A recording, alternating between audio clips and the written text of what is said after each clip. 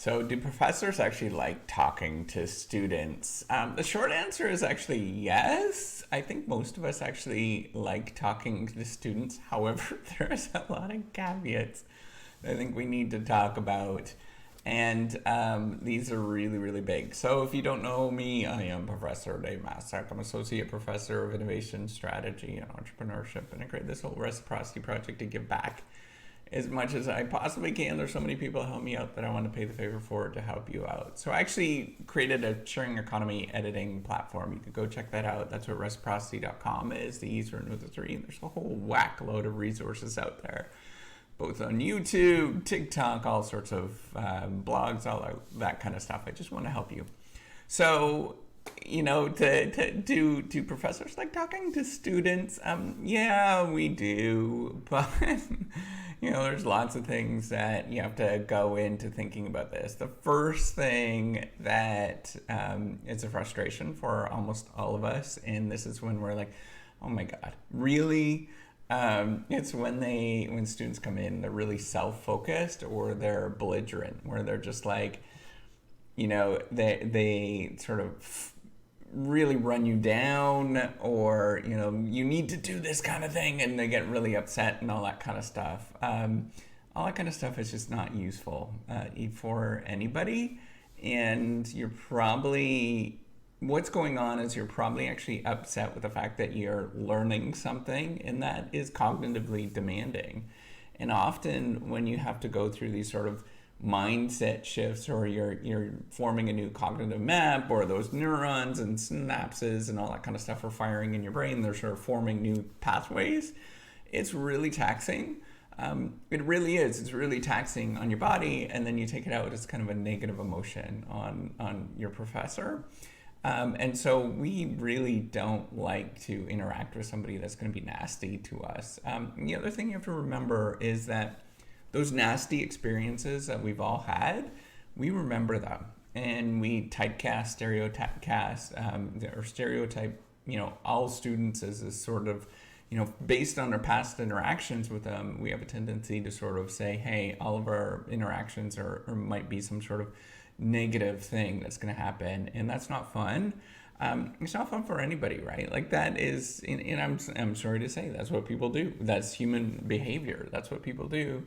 And so we might tend to feel a little bit more shy around students, or we might have our guard up because we just don't know what to expect.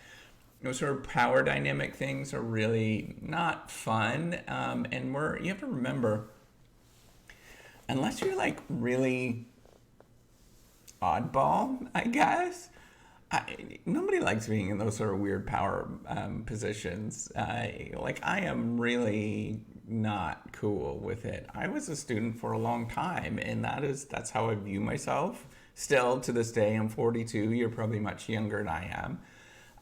But I still view myself as a student, and I don't like viewing myself as like the person that is the all-powerful professor or whatever. That's kind of nonsense. So remember that's an important thing to go into, is they're probably nervous around you, just like you're nervous around them. The other thing is that often professors, this is like just general, they feel overworked and underappreciated for their time generally. And so they're generally a little upset with spending time with you.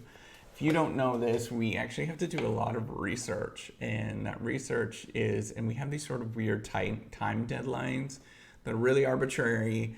They're market-based, but they're arbitrary in a lot of ways to publish X number of papers. And every time that you actually come and interact with a professor, you're taking time away from from them doing that research, which means that they very likely, especially pre-tenure, before they get tenure, which is actually a lot of faculty, a lot of professors they don't have tenure at.